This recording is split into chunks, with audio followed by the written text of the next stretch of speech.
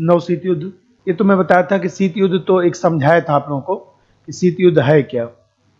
अब यहाँ पर हम लोग समझना है कि जो नौ शीत युद्ध है, तो नौ शीत युद्ध का क्या अर्थ है, नौ शीत युद्ध को जो है बढ़ावा क्यों मिला, कारक, फिर नौ शीत युद्ध का भारत पे प्रभाव, भारत की विदेश नीति पर प्रभाव।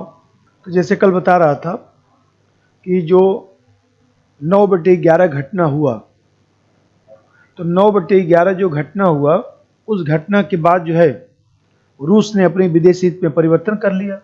इसी के आगे याद दिलाइएगा, अमेरिकी प्रभुत्व पढ़ा दूंगा, कहीं भूल न जाए, क्योंकि शीत युद्ध समाप्त हो गया, सोवियत संघ का विघटन, थोड़ा सा उसको पढ़ा देता हूँ।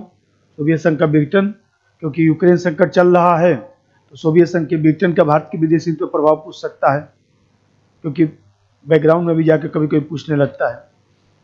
तो 9/11 जो घटना हुआ, तो 9/11 घटना के बाद जो है रूस ने अपनी विदेश नीति में परिवर्तन कर। तो रूस ने अपनी विदेश नीति में इसलिए परिवर्तन किया क्योंकि आप देख रहे हैं कि 1990 से लेकर और 2000 तक रूस जो है पश्चिमी देशों पर निर्भर रहा। रूस का ठीक ढंग से विकास नहीं हो पा रहा था।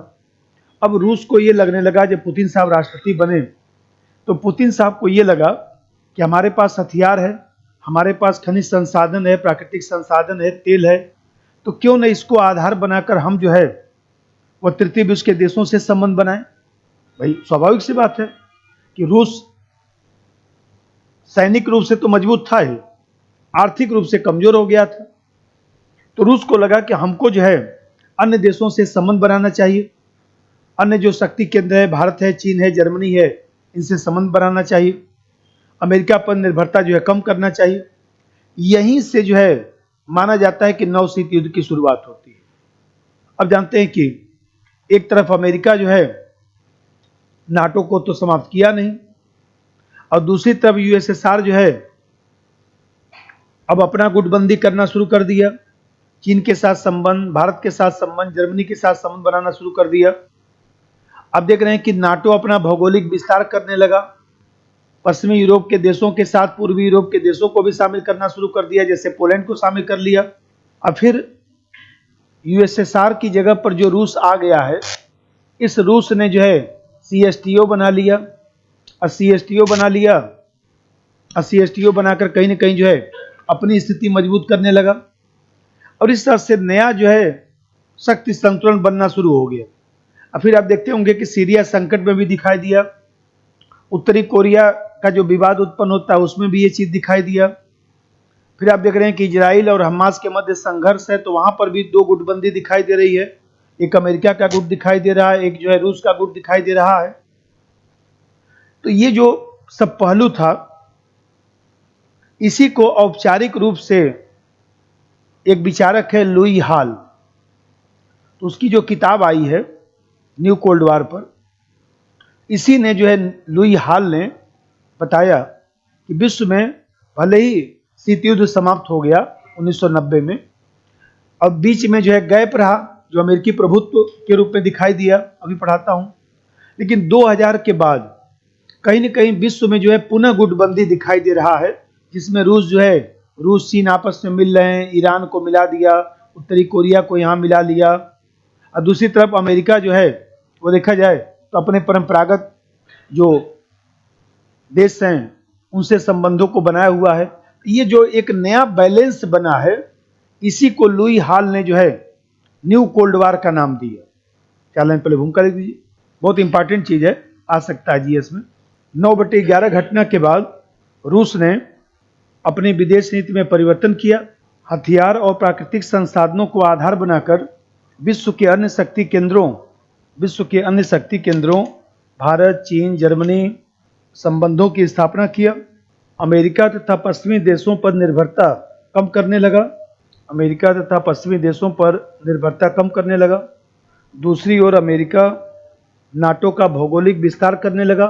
सीरिया संकट, सीरिया, यूक्रेन तथा इजराइल संकट ने इस शीत युद्ध को व्यापक स्वरूप दिया है। अब ये नौ शीत युद्ध जो है न्यू कोल्ड वार आखिर क्यों बढ़ा, तो इसका कौन कौन सा फैक्टर रहा, किन कारणों से न्यू कोल्ड वार को बढ़ावा मिला, या ये न्यू कोल्ड वार जो चल रहा है विश्व में, आखिर क्यों चल रहा है। तो आप देख रहे हैं कि भाई कल मैं समझाया था कोल्ड वार कि भाई यदि अमेरिका मान लीजिए अपनी शक्ति बढ़ा रहा है, गुटबंदी कर रहा है, और रूस भी गुटबंदी करेगा तो कोल्ड वार तो बढ़ेगा ही। यही कोल्ड वार है, अप्रत्यक्ष युद्ध। तो आप देख रहे हैं कि रूस जो है, जैसे आप लोग जीएस में पढ़ते हैं कि संघाई 5, तो संघाई 5 जो बना था वो कब बना था? 1996 में। और संघाई 5 1996 में बना और 2001 में आप देख रहे हैं जब पुतिन साहब आ रहे हैं तो पुतिन साहब ने संघाई 5 का नाम बदल कर क्या करवा दिया? एससीओ करवा दिया। और एससीओ में फिर जो है मान लीजिए भाई संघाई 5 में 5 देश थे ना, रूस, चीन और कजाकिस्तान, किर्गिस्तान, तजाकिस्तान। और फिर आप देख रहे हैं कि एससीओ जब बना 2001 में, जब इसका नाम बदल गया तो इसमें उज्बेकिस्तान को शामिल कर दिया गया। और फिर आप देख रहे हैं कि 2015 में जो है भारत भी शामिल हो गया, पाकिस्तान भी शामिल हो गया एससीओ में।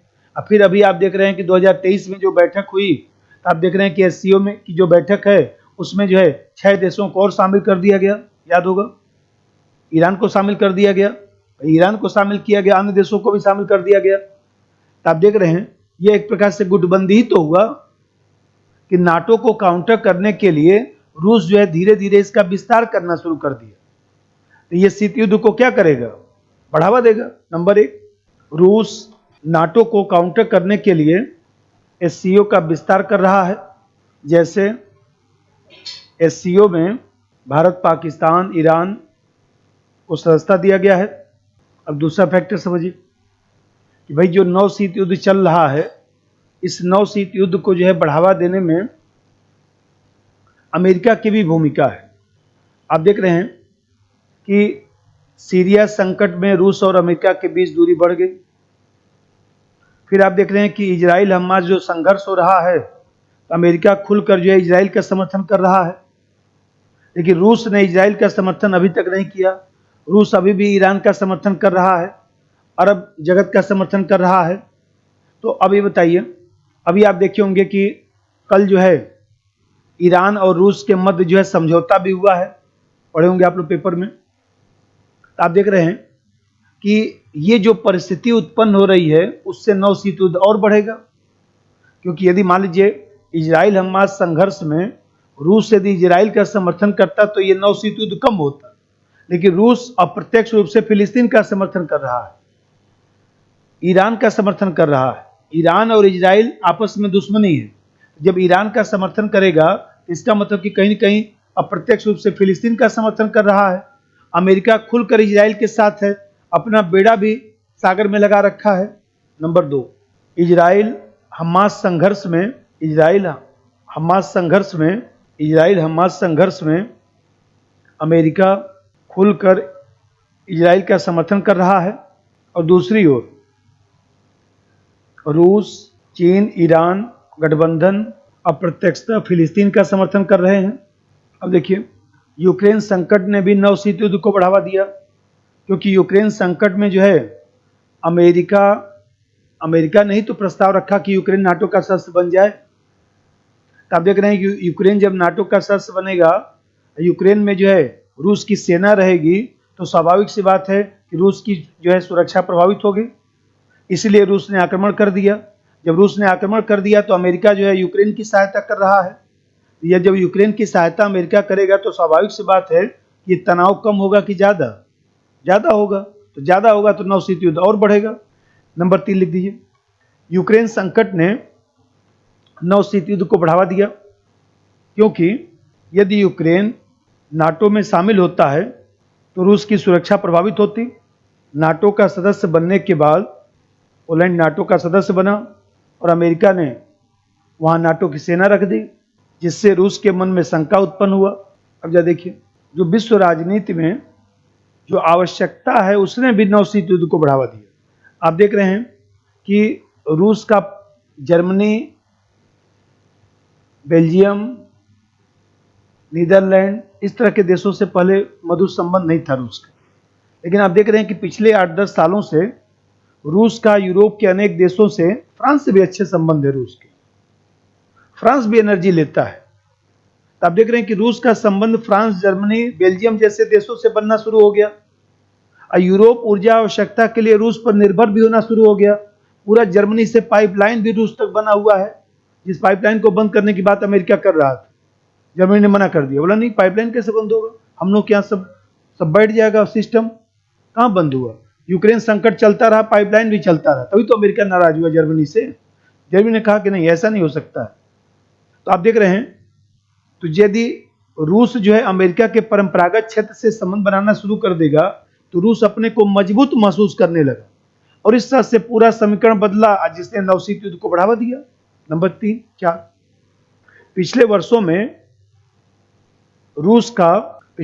में रूस का यूरोप के अनेक देशों फ्रांस, जर्मनी आदि से मधुर संबंध बने और पश्चिमी यूरोप के अनेक देश ऊर्जा आवश्यकता के लिए रूस पर निर्भर हैं, जिससे रूस शक्तिशाली महसूस कर रहा है।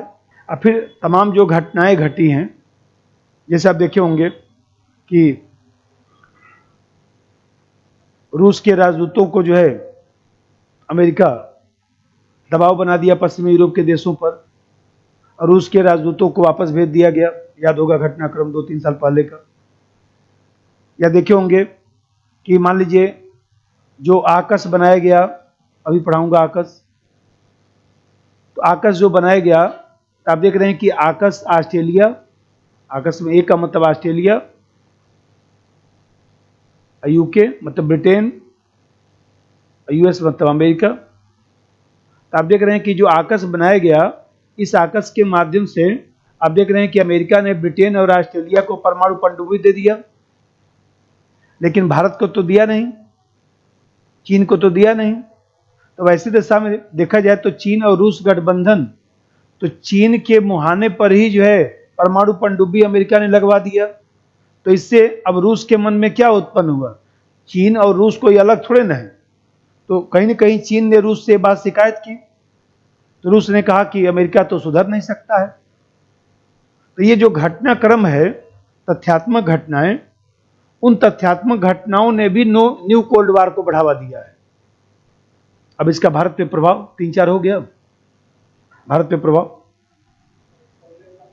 हाँ, तुम्हें तो बोलो, हम लोग तो इसलिए 4 पॉइंट 5 पॉइंट लिखवा देते हैं, इसी बहाने नोट्स बन जाएगा। क्योंकि हम मान लीजिए कहानियां IR में कहानी सुना दिए, 10 दिन में 15 दिन में कहानी सुना के आपको छोड़ दिए, उसका फायदा क्या हुआ। इतना थोड़े ना आप में चिप लगा है कि सब आप याद कर लिए जाके एग्जाम में लिख देंगे, नहीं होता है। देखिए आप लोग कोचिंग करते हैं, क्या होता है, प्रवचन चलता है, दबा के अपना प्रवचन चल रहा है, बच्चे खुश हो रहे हैं, तालियां बजा रहे हैं, फिर अंत में दुनिया उनके ऊपर ताली बजा रही है, तो क्या फायदा हुआ ये बताइए। पीटी हो चाहे मेंस हो, कुछ है थोड़े ना। 5 कॉपी बना लिए, सब लिख दिए, रिवीजन कर लिए, 2-2 हजार क्वेश्चन टिक लगा दिए, पीटी कैसे रुक जाएगा। मेंस में वही चाहिए, कॉपी बनाइए कायदे से। मान लीजिए 9 सीट है, हमने 4 पॉइंट लिखवा दिया, कुछ समझा दिया। अब कुछ करंट पढ़ेंगे तो आपको भी घटनाक्रम जैसे अभी आकाश बता दिया, तो अब मान लीजिए उसमें लिखना तो उसमें भी लिख सकते हैं। अब देखिए भारत पर प्रभाव, अब जब ये शीत युद्ध, 9 शीत युद्ध बढ़ने लगा, इस 9 शीत युद्ध के कारण जो है स्वाभाविक सी बात है कि पेट्रोलियम पदार्थ और खाद्य संकट की समस्या उत्पन्न होगी। कि जब 9 शीत युद्ध होगा, यूक्रेन संकट बढ़ेगा, क्योंकि 9 शीत युद्ध में जो संकट है वो कम नहीं होने वाला, बढ़ने वाला है। तो जब संकट बढ़ेगा तो पेट्रोलियम पदार्थ और खाद्य संकट की समस्या उत्पन्न होगी। जब ये सब समस्या उत्पन्न होगी तो भारत की विदेशी नीति में परिवर्तन आएगा। भाई यूक्रेन संकट उत्पन्न हुआ तो हमारे यहाँ गेहूं का दाम बढ़ा ना, सूरजमुखी के तेल का दाम बढ़ा ना, क्योंकि सूरजमुखी वहीं पर होता है, वहीं से हम लोग मंगाते हैं, तो वहीं से मंगाते हैं। तो जब वहां पर समस्या होगा तो हम लोग क्या, तो स्वाभाविक सी बात है कि दाम बढ़ेगा। नंबर 1, 9 शीत युद्ध के कारण पेट्रोलियम पदार्थ, खाद्य संकट, पेट्रोलियम पदार्थ तथा खाद्य संकट की समस्या को बढ़ावा मिला, जिससे भारत ने अपने विदेशी नीति में परिवर्तन किया। जैसे ब्राजील से मधुर संबंधों की